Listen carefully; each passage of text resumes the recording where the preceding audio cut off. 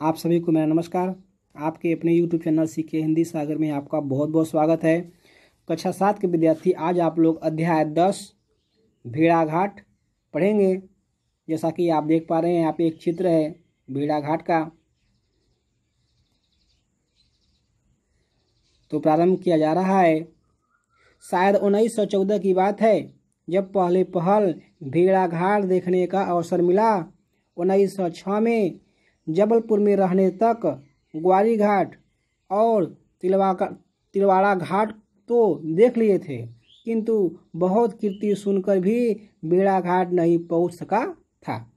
कहते हैं एक बार संस्कृत के एक दिग्गज लेखक, जो सम्राट विक्रमादित्य की सभा के नवरत्नों में से एक बताए जाते थे, नींबू के एक झाड़ के नीचे बैठे अपना संस्कृत कोश लिख रहे थे और सुनाया गया कि अपने शब्दकोश में लता और वृक्षों का वर्णन करते हुए वे नींबू का वर्णन करना ही भूल गए। तो प्रारंभ आगे देखिए। अब भेड़ाघाट जबलपुर से 13 मील ही तो है। लगभग आधे घंटे में हम लोग मीरगंज स्टेशन पर आ गए और उतर गए। उन दिनों यह गति बहुत तेज समझी जाती थी। हम लोग आधे घंटे में 10-11 मील पहुंच गए थे।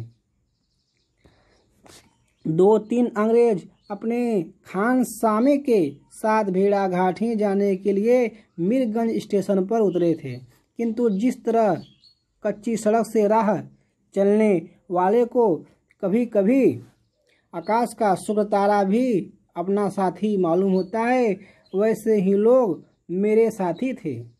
शरीर से तो हम एक दूसरे से कुछ ही गज की दूरी पर चल रहे थे, किंतु धारणा में हम एक दूसरे से सैकड़ों मील दूर थे। उन दिनों मैंने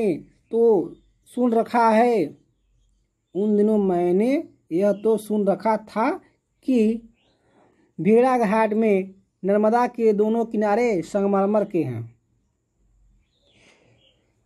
किंतु मैं सौंदर्य बोध के कारण ही वहां जा रहा था। यह कहना अत्यंत कठिन है। जिस तरह वैद्य या डॉक्टर के नुस्खे कई वस्तुओं का मिश्रण होते हैं, उसी तरह मेरे मन में भेड़ाघाट के दर्शन की लालसा में कई भावनाओं का मिश्रण था। यो नर्मदा से मेरी ममता होना स्वाभाविक है, क्योंकि मैं पढ़ा तो उसके किनारे, बड़ा हुआ तो उससे किनारे, और उसके संघर्षमयी होने का तो मैं इतना कायल हूँ कि अन्य वे नदियाँ मुझे पसंद नहीं आती जिनके किनारे सन्यासी के सिर की तरह घुटे हुए होते हैं,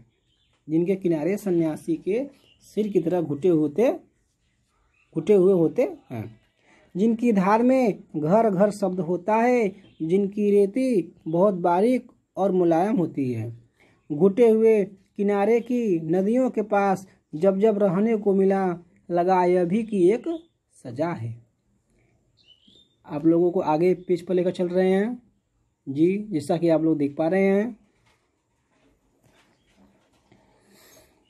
जिसे तो सिर्फ भोग ही लेना है।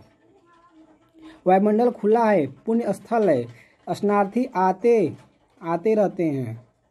श्लोकों का पाठ होता है, बड़े बड़े स्टेशन हैं, बहुत रेलें आती हैं। यह सब ठीक है, किंतु किनारे जो घुटे हुए हैं, कहते हैं बैल को अपने खूंटे पर ही अच्छा लगता है। सो मुझे तो बीहड़ नर्मदा, उसके प्रपात और उसका घर्षण ही प्यारा लगता है। पर मैं तो आपसे भेड़ाघाट की बात करना चाहता था ना। हाँ, अब भेड़ाघाट की बात करें। यो तो नर्मदा अमरकंटक से निकले और मैं ग्वारी घाट तथा तिलवाड़ा घाट देख चुका था। ये दोनों जबलपुर से बहुत निकट पड़ते हैं, किंतु भेड़ाघाट नहीं देखा था। कहते हैं 800 मील बहने वाली नर्मदा अमरकंटक से 154 मील ही चल पाई थी। भेड़ाघाट आ गया। मुर्की से नर्मदा चली और लुकेश्वर की ओर बही की बीचों बीच भेड़ाघाट है। कहते हैं यहाँ किसी युग में भृगु ऋषि तपस्या करते थे। चट्टान के निर्मल और सुंदर रूप को देखकर ऐसा लगता है मानो आज भी वे तपस्या कर रहे हैं। नर्मदा के पानी में खड़ी विशाल चट्टान छोटे त्रिलोक के लिए हैं। सर्दी गर्मी और बरसात को सह रही हैं।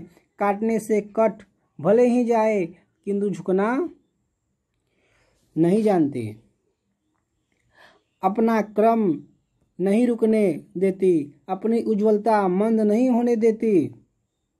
चाँद आता है तो चाँद जैसी चमक उठती है, सूरज आता है तो उस जैसी तप उठती है। हाँ, जब बरसात आती है अथवा जब घना अंधकार आता है तब वह अपनी उज्ज्वलता अपनी पवित्रता खोने को तैयार नहीं है। इन सबको तपस्या न कहा जाए तो क्या कहा जाए। नर्मदा मानो यहाँ चांदी के कारगार की बंदनी है। यहाँ से मील भर ऊपर बहती हुई नर्मदा धुआंधार प्रपात बनाती हुई 40 मील नीचे गिरी थी।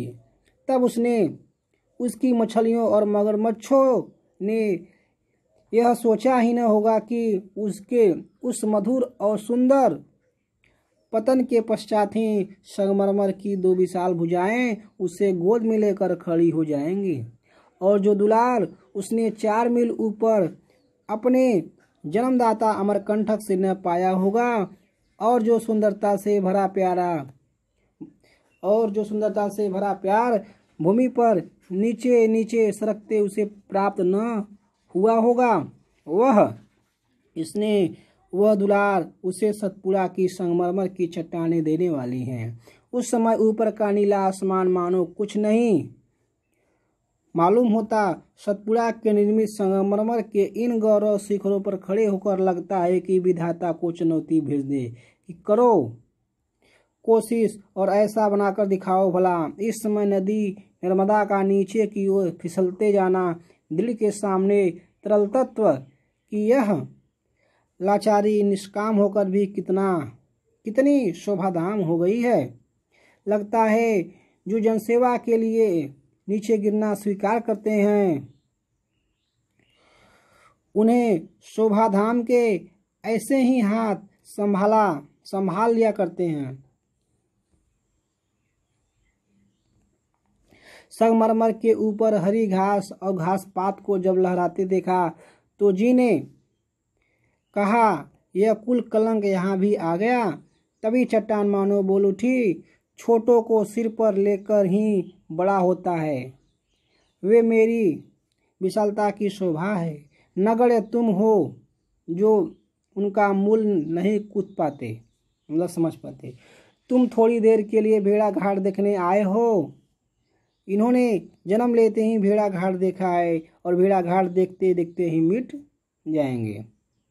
नर्मदा के उस पावन स्थान के विषय में जब मैंने वहाँ खेलते हुए ग्रामीण बच्चों से पूछा कि इसे क्या कहते हैं, तब कानों में बाली पहने हुए टोपी लगाए हुए एक फूले गाले के बच्चे ने बताया, जा तो दूध धारा आह, कितना अच्छा नाम है।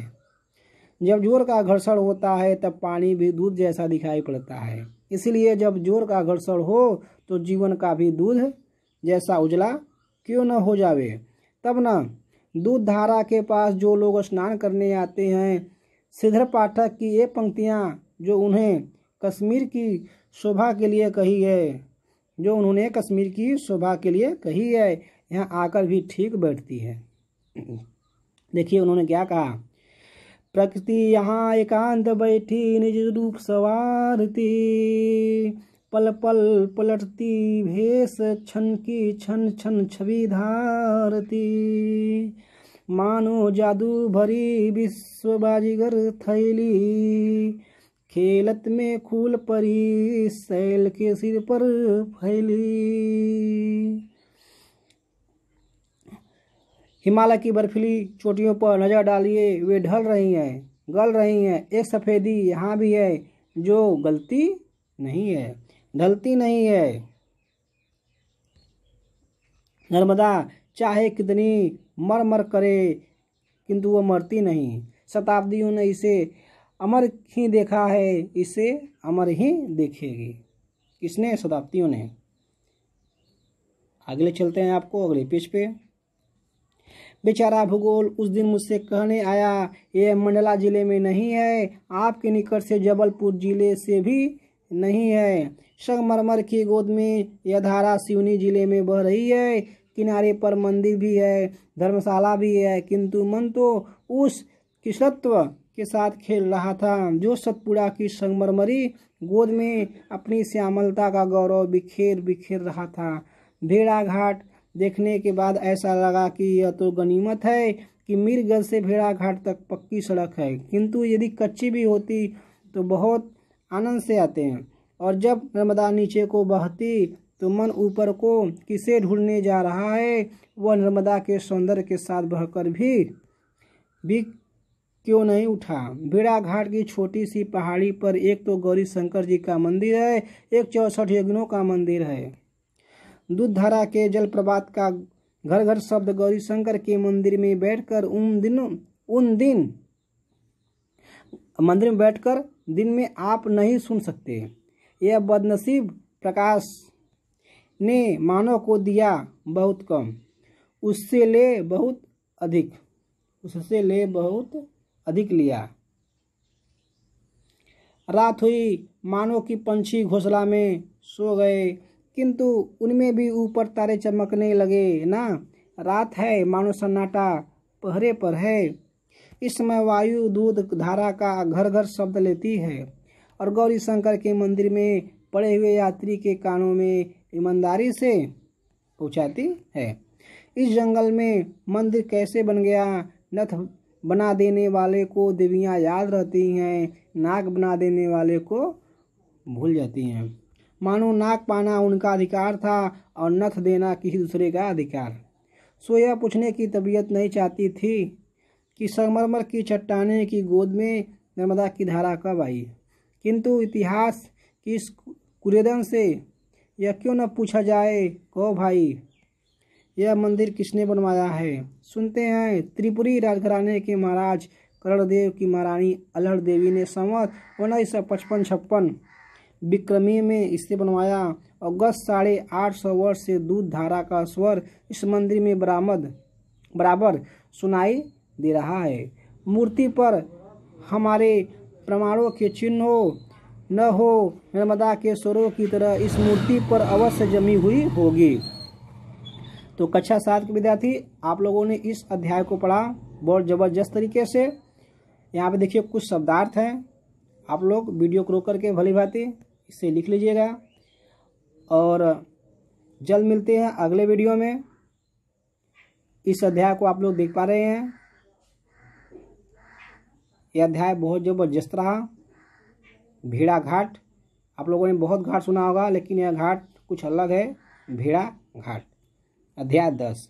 तो विद्यार्थी, आज आप लोगों ने इसे पढ़ा। हम आशा करते हैं कि आप लोगों को समझ में आया होगा। जल्द मिलते हैं अगले वीडियो में, तब तक के लिए बेस्ट ऑफ लक।